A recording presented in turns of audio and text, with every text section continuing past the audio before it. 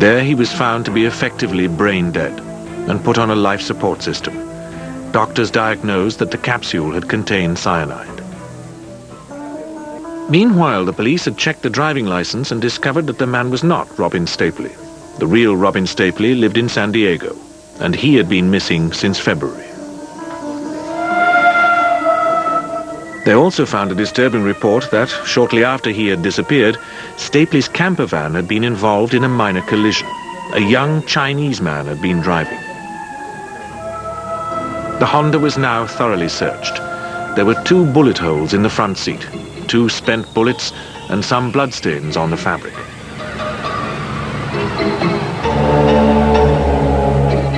The worst fears of Cosner's family and of the private detective they had hired to try to track him down seemed to have come true. I would assume that this was probably a way of someone obtaining a car to use in their illegal activities. And I assume that because the time has gone by, that Mr. Cosner is no longer alive. Working on discarded receipts found in the car, the police discovered the name of Charles Gunnar.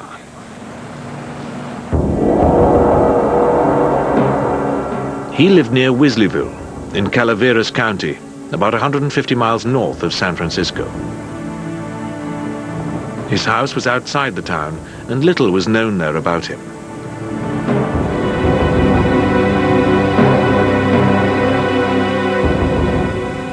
But the local sheriff, Claude Ballard, reported that he suspected that Gunnar and a Chinese youth named Charles Ng, with whom he lived, might have been involved in selling stolen property. They had appeared in local towns with furniture that belonged to a young couple named Lonnie Bond and Brenda O'Connor, who lived in a neighboring house.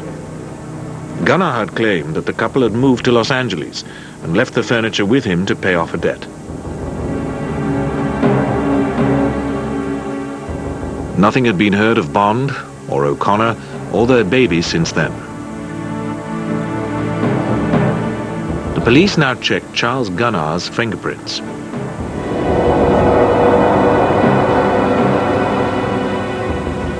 He turned out to have a criminal record for burglary and grand larceny in Mendocino County, where he had jumped bail. But his real name was not Charles Gunnar. It was Leonard Lake. Further investigation into Lake's background showed that his younger brother Donald had been reported missing in July 1983. Charles Gunnar was the name of Lake's best man. He had not been seen for several months. Sheriff Ballard now obtained a search warrant for the house in Blue Mountain Road where Lake and Ng had been living.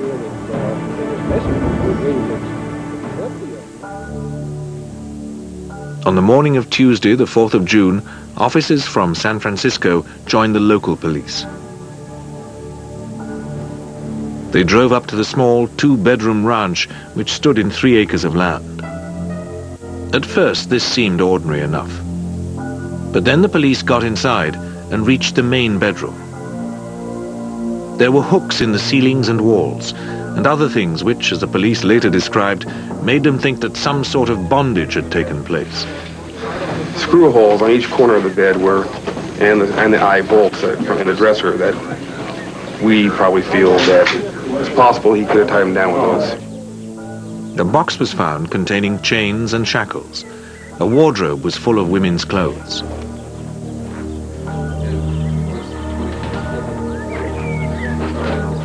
The police also found some expensive video equipment in one of the rooms. When the serial numbers were checked, this was found to belong to a San Franciscan couple named Harvey and Deborah Dubbs. They had disappeared with their 16-month-old son Sean almost exactly a year before. They had left their San Francisco apartment without taking any belongings. But when their credit cards had started to be used, the police had made a televised appeal for help. We would like to, the people that use the credit card, if they're not involved in the disappearance of the Dubbs family, we again, would like to assure them that they're not going to be prosecuted for, buying a dinner with a stolen credit card. We're a lot more interested in finding out what happened to the Dubbs family. But there was no response.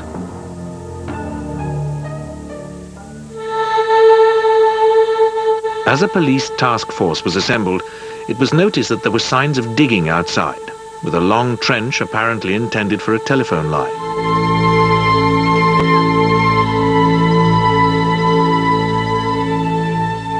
There were traces of ash and what might have been bone. Also outside were an incinerator and a breeze block bunker, which had been built into the side of the hill. The bunker seemed to be equipped as a fallout shelter, with stores, guns and military uniforms. At one end were shelves on which were manacles, handcuffs and 3 knives. But the real horror lay in a windowless cell concealed by a false wall. Inside that room there was a makeshift bed that had a small mattress on it and some blankets. There was toilet paper in there, personal effects for a female such as makeup, and also a small plastic bucket used as a toilet, we believe. What the officer did not reveal was that the room also had a one-way mirror and hooks positioned so that a body could be secured on the bed.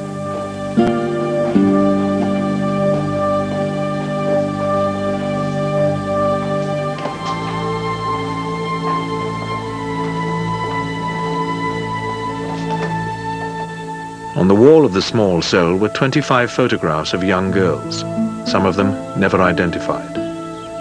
Elsewhere in the house, the police found videos showing some of them being stripped, shackled, beaten, and tortured.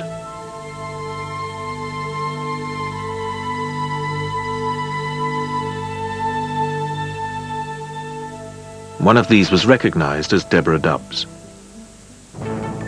Over the next few days, the remains of an increasing number of bodies were found.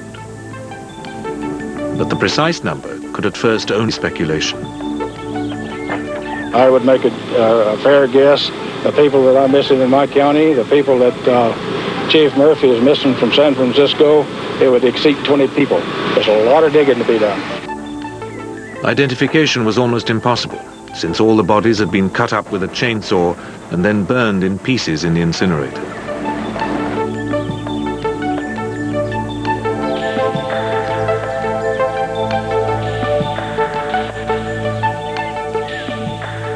The police chiefs continued to be cautious as to numbers. I'm saying at this point there are approximately 25 people